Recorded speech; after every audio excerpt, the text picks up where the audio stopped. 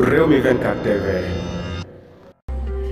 Bismillah dal leen ak jàmm ci xibaar dimanche 10 mars 2024 mu mel ne jamono yi Ousmane Sonko ak ki nga xamante ne rek moom mooy Bassirou Diomaye Faye dinañu leen libérer dans les prochaines heures bu ñu sukkandikoo nag ci site internet bi rek ñuy woowee senego.com ñoom rek ñoom ñoo jàllale boobu la information di wax ne rek Sonko et Bassirou Diomaye Faye libéré dans les prochaines heures mu mel ne loo xamante ne kon